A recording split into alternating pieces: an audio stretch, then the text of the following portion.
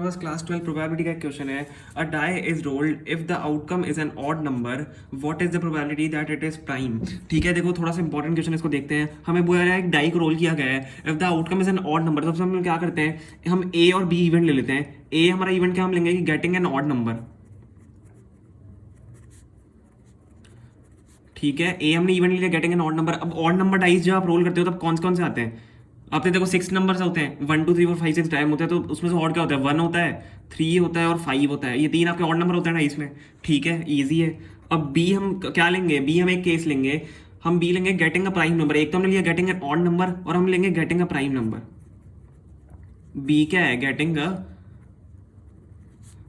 Prime number. अब prime number जब आप डाई रोल करते हो कितने होते हैं, देखो 1 2 3 4 5 6 तक आपके नंबर होते हैं। प्राइम नंबर कौन से होते हैं, प्राइम नंबर आपके होते हैं 2 होता है, 3 होता है और 5 होता है। यही प्राइम नंबर होते हैं, 1 तो नहीं होता ना प्राइम नंबर।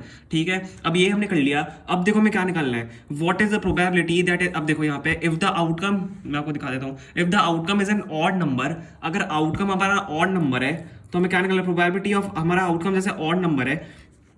ठीक है, अभी तो मैंने लिखा है outcome is an odd number, what is the probability that it is a prime. तो देखो हमें प्राइम की प्रोबेबिलिटी निकालनी है। अगर आउटकम क्या है हमारा ऑड नंबर है, ये हम करेंगे बी बाय ए कर देंगे, प्रोबेबिलिटी ऑफ बी बाय ए।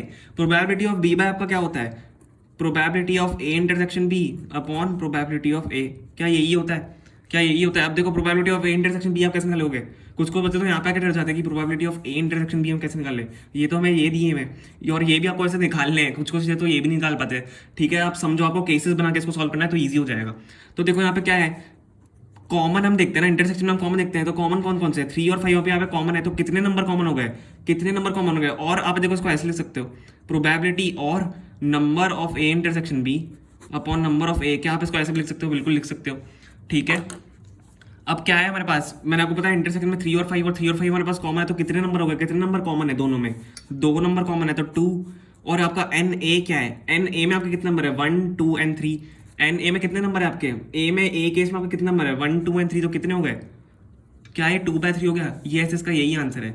हमने बहुत इजीली इसको आंसर निकाल लिया। मैंने आपको देखो समझाया केस कैसे बनाते हैं और केस बना के आप आंसर कैसे निकालोगे। तो आपका इसका यही सिंपल सा आंसर हो गया।